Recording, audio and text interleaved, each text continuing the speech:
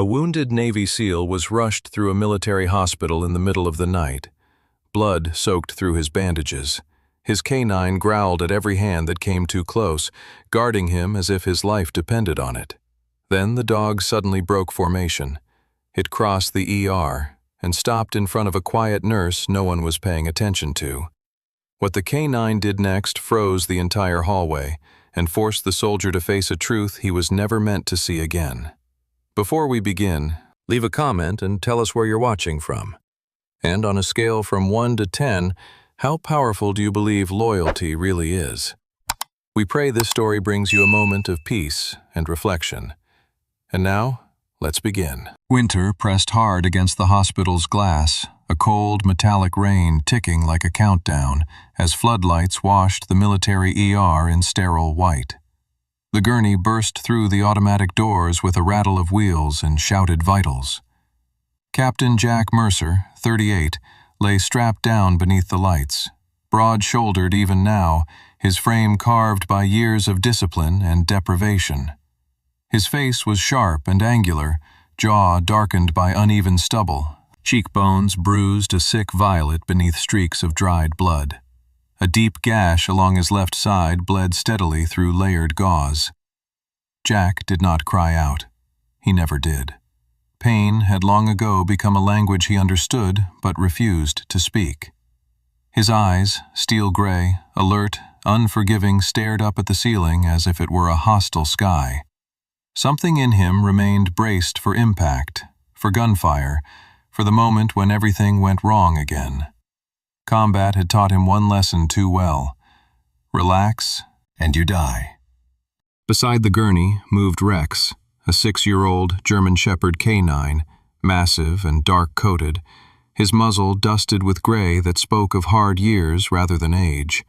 His shoulders rolled with controlled power, muscles tight beneath his fur, ears flicking at every sound. A faint limp marked his rear leg, subtle but real, the kind of injury earned and ignored. Rex's eyes tracked hands, movements, intent. Not fear, never fear, but calculation. He pressed close enough that his flank brushed cold metal, a living barrier between Jack and the world. When a medic reached too fast, Rex's lips lifted just enough to show teeth. A low growl vibrated from his chest, steady and warning. The room adjusted around him without anyone quite realizing why. Voices softened, movements slowed. Instinct recognized instinct. Jack felt it before he saw it, the shift. His breath hitched once as pain surged, then settled into a controlled rhythm. He turned his head a fraction, just enough to see Rex's posture change. The dog wasn't reacting to pain or threat. He was listening, waiting. Jack frowned, irritation sparking through the haze. "Easy," he rasped, voice raw, authority automatic. Rex didn't look back. His ears snapped forward. His body went rigid, nose lifting as if catching a memory on the air. A deeper sound crept out of him, not a growl this time, but something older, almost reverent. Jack's pulse kicked harder. Rex did not do this. Not here. Not ever. Doctors exchanged quick looks. Doctor. Thomas Reed, mid-40s, tall and spare with prematurely silvered hair and a mouth set by years of triage decisions, tightened his gloves and raised a calming hand. He had seen combat dogs before. He respected them. "Trauma Bay 3, he ordered evenly. "Slow it down." A nurse nodded and moved. Another, young, dark-haired, barely past residency, froze mid-step when Rex's claws scraped tile, the sound sharp enough to stop the gurney cold. Jack's jaw clenched. He hauled a breath into lungs that burned and snapped. "Rex!" The command carried weight, forged in dust and fire. Still, the dog didn't turn. His attention locked down the corridor, fixed on something Jack could not see. The hallway seemed to narrow, the fluorescent hum growing louder in Jack's ears, as memory crowded in nights when the air smelled like metal and fear, when Rex had gone still just like this, seconds before everything broke apart. Jack's stomach tightened. He hated that feeling, hated that his body remembered faster than his mind. Rex shifted his stance, placing himself squarely between Jack and the approaching footsteps. Not aggressive, protective, deliberate. Jack felt a chill crawl up his spine that had nothing to do with the winter outside. Whatever Rex sensed wasn't a threat, it was recognition, and that terrified Jack more than any enemy ever had. Because some things were supposed to stay buried. Some people were supposed to be gone. Rex waited, patient and unmovable, as if the hallway itself were holding its breath with him. Ava Hale stood at the far edge of the corridor, half-shadowed by a supply cart, unnoticed in the controlled chaos of the ER. She was 34, average height, slim but strong in a way that came from use rather than exercise. Her blonde hair was pulled back into a tight, no-nonsense bun, not a strand loose, as if disorder were something she refused to carry on her body. Her skin looked pale beneath the fluorescent lights, marked by faint scars across her knuckles, old, healed, purposeful. Light blue scrubs hung neatly on her frame, clean to the point of seeming out of place, and a rookie badge sat clipped slightly crooked to her chest. Ava's posture was calm and deliberate, the kind that neither asked permission nor demanded attention. Her face held a quiet severity, sharp eyes, a steady mouth, and a stillness that suggested panic was a luxury she had learned to live without. Rex felt her before Jack truly saw her. The rigid line of the dog's back softened by a fraction, tension shifting from defensive to attentive. His ears flicked once, then settled forward, focused entirely on her. Ava moved closer without haste, steps measured, palms open at her sides. She didn't speak. She knelt slowly, lowering herself to Rex's level, respecting the space between them. Her gaze met his, not challenging, not submissive, but recognizing. When her hand rose, it stopped inches from Rex's neck and waited. The dog leaned forward on his own, releasing a deep breath that rolled through his chest as if something long held tight had finally been allowed to loosen. Ava's fingers rested gently against the thick fur at the base of his neck, right where tension lived. Her touch was precise, confident, familiar. Rex exhaled again, almost human in its relief. Then, with deliberate care, he sat. The hallway seemed to freeze. Monitors kept beeping. Somewhere a tray clattered to the floor. Rex lifted his paw and placed it against the edge of Jack's gurney, posture perfect, head high. It wasn't a trick or obedience. It was a salute. Jack's breath caught hard enough to hurt.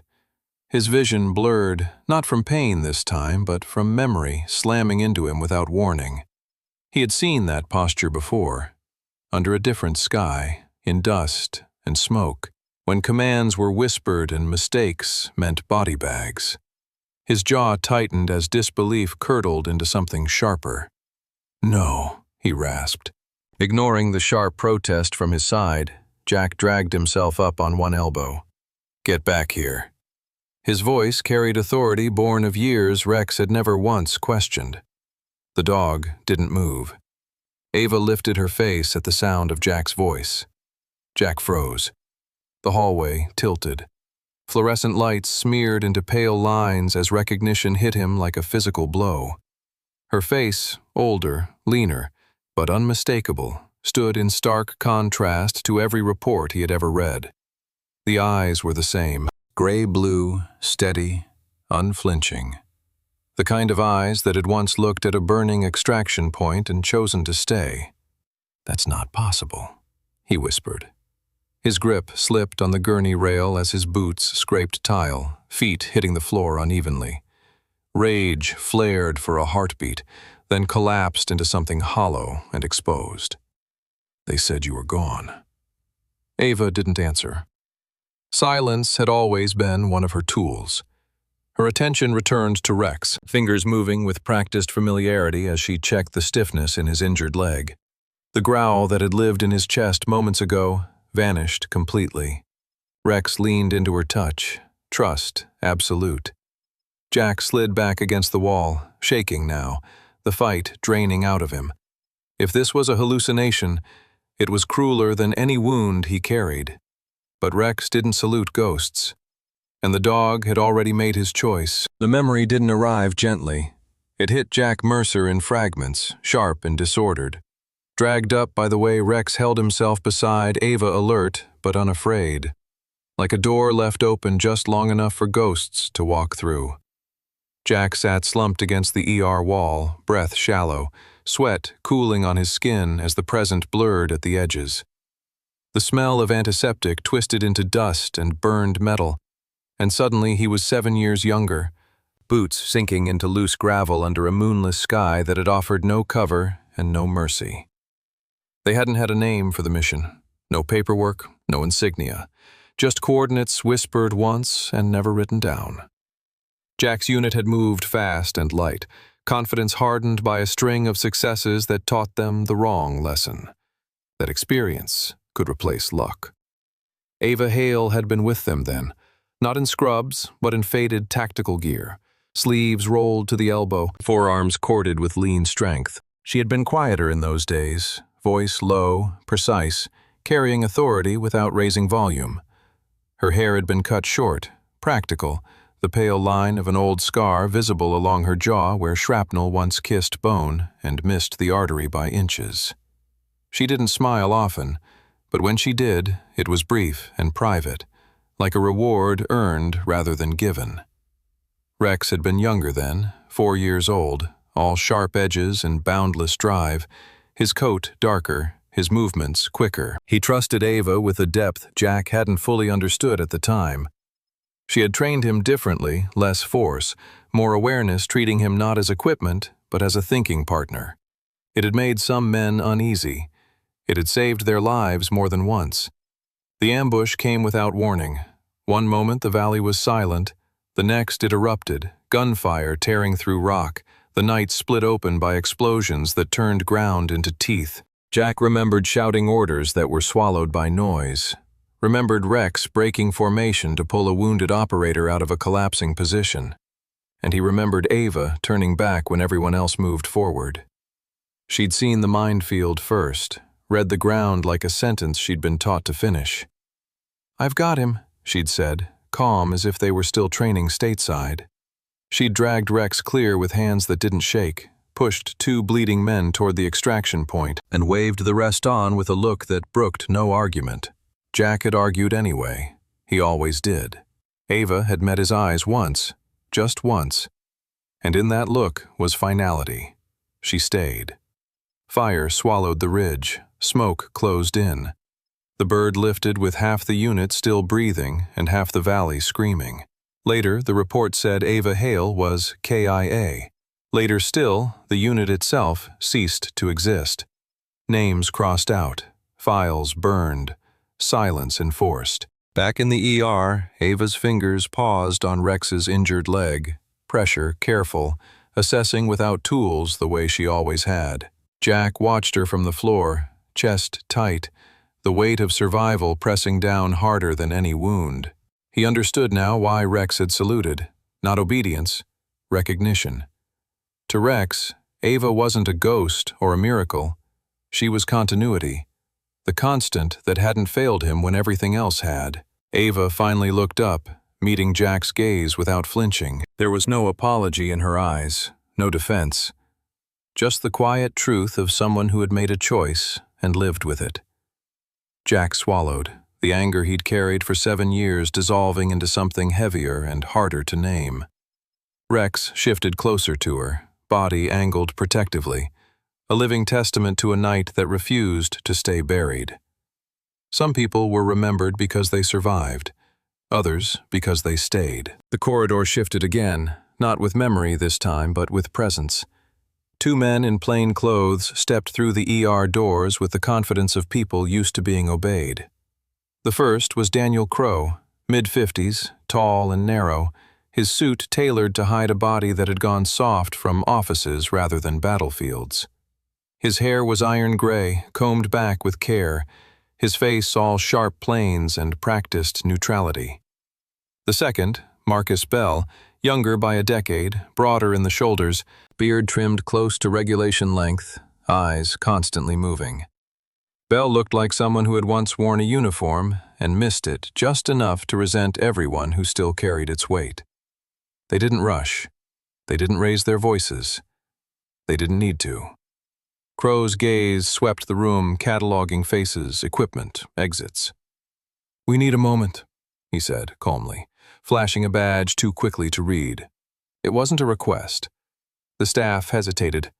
Authority had a smell, and Crow wore it well. Ava straightened from Rex's side. She didn't flinch or retreat. Up close, the contrast was stark. Crow's polished detachment against Ava's quiet readiness.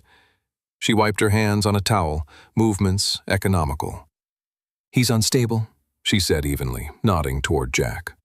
"Anything you need to say can wait." Her tone wasn't defiant. It was clinical. That unsettled Crow more than anger would have. Jack pushed himself upright against the wall, breath tight but controlled. Rain flared and faded under discipline. He recognized the posture Crow wore, the posture of men who had never bled where decisions were made. "You don't get to pull her out of here," Jack said. His voice was rough, but it carried. Years of command still lived in it. "Not tonight." Bell's jaw tightened. "Captain," he began, reflexively respectful, then stopped when Rex shifted. The dog moved with purpose, placing himself between Ava and the two men. Not aggressive, absolute. His dark eyes locked forward, body squared, tail still. No growl, no bark, just refusal. Crow noticed. His gaze flicked down, then back up, irritation threading through his calm. "This doesn't concern an animal," he said. Ava met his eyes. "Everything concerns him," she replied. "He's injured. I'm treating him." She didn't add the rest, that Rex had earned the right to stand where he stood. Crow adjusted his cufflinks, a tell. "Ava Hale," he said, testing the name. "You were declared lost in an incident classified above your current clearance." Ava didn't deny it. She had learned long ago that denial only fed systems that thrived on control. "I'm a nurse," she said simply. "And right now I'm needed here." Jack laughed once, short and humorless. "You erased us," he said, eyes on Crow. "Burned the files, crossed the names out. Now you want her back because a dog remembered?" Crow's mouth tightened. Bell looked away, comfort flickering across his features. He remembered, too, Jack realized. Some men never forgot the cost, even when ordered to. Rex leaned subtly into Ava's leg, contact grounding, protective. Ava rested a hand on his shoulder, not to reassure him but to acknowledge the choice he was making. "You don't get to disappear people twice," Jack said. "Not when they're saving lives." Crow weighed the room, the wounded captain, the watching staff, the dog that would not move. Power recalculated. "This isn't over," he said finally. Ava nodded once. "It never is." But for now, the system stepped back. Crow turned, Bell following, and the corridor breathed again. Ava exhaled slowly. She knelt back beside Rex, returning to the work in front of her. Jack watched her, understanding settling in with painful clarity. Authority could command compliance. Loyalty had to be earned. And Rex had already chosen where he stood. Morning arrived quietly, gray light easing through the narrow windows as if the night had finally decided to loosen its grip. Captain Jack Mercer lay propped slightly upright now, color returning to his face in cautious stages. The worst had passed. The bleeding was under control. Pain still lived in him, but it no longer owned him. Years ago, he would have mistaken survival for victory. Now, it felt more like permission to stay. Rex lay at the foot of the bed, his large frame stretched along the floor, chin resting on crossed paws. The German shepherd looked older in the daylight, the gray around his muzzle more pronounced, the faint stiffness in his injured leg visible when he shifted. 6 years of service had left their marks, but his eyes were clear, alert, unburdened. He hadn't slept deeply since the doors burst open hours ago. Now he rested, not because he was ordered to, but because he trusted where he was. Ava Hale stood at the monitor, reviewing numbers without fuss. In the softened light, the edges of her severity eased just enough to reveal fatigue beneath control. Her posture remained straight, shoulders squared, but there was a looseness to her hands now, a subtle release. She had stayed through the night, not because anyone asked her to, but because leaving would have meant unfinished work. The past no longer pulled at her. It had finally said what it needed to say. A nurse stepped in quietly. Sarah Collins, late 20s, slender and tall, with warm brown skin and tightly curled dark hair pulled back in a practical ponytail. Her eyes carried the soft alertness of someone new to emergency work, but eager to learn. She glanced at Rex, then at Ava, curiosity flickering before professionalism took over. "Vitals are stable," she said gently to Jack. "You gave us a scare." Jack nodded, a faint smile tugging at the corner of his mouth. "Not my best landing," he replied. Sarah smiled back, relief easy and genuine, then slipped out, careful not to disturb the calm. Jack turned his head toward Ava. "You staying?" he asked, voice low, stripped of rank and expectation. Ava didn't look at him right away. She finished adjusting a setting, then nodded once. "This is where I am," she said. It wasn't defiance, it was resolution. Jack absorbed that. For the first time since the ambush, the weight he carried shifted. Survival had taught him how to endure. This was teaching him how to live afterward. He glanced down at Rex. "You good?" he murmured. The dog's tail thumped once, slow and deliberate. Ava knelt beside Rex, checking the bandage on his leg, fingers moving with familiar care. Rex lifted his head to meet her gaze, then settled again, content. She rested her palm briefly against his shoulder, grounding herself as much as him. In that moment there was no uniform, no erased unit, no system waiting to reclaim its secrets. Just a nurse, a soldier, and a dog who remembered who had kept him alive. When Ava stood, she paused at the foot of the bed. Jack met her eyes. There was gratitude there, and something quieter, acceptance. "They'll forget," he said. Ava gave a small nod. "They usually do." Rex didn't stir. He never forgot. As daylight strengthened, the hospital resumed its rhythm. Carts rolled, voices returned, life moved forward. And in a small room off a quiet corridor, 3 survivors found their places again. Not in history, but in the present, where it mattered most. Some miracles don't arrive with thunder or blinding light. They come quietly, in a hospital hallway, in the steady breath of someone who almost didn't make it, in the gentle touch of a person the world thought was gone. And sometimes a miracle walks on 4 legs, remembering what humans are too quick to forget. Scripture reminds us that God does not always remove the storm, but He sends someone to walk through it with us. Ava didn't return to be remembered. Jack didn't survive to be praised. Rex didn't stand guard because he was ordered to. They were there because God often works through loyalty, through quiet sacrifice, through people who choose to do what is right, even when no one is watching. In our daily lives, it's the same. You may feel tired, unseen, or alone. But if you keep choosing kindness, keep choosing compassion, keep choosing to protect life, there's a good chance you are already part of someone else's miracle, even if you never hear the applause. If this story touched your heart, please share it with someone who might need hope today.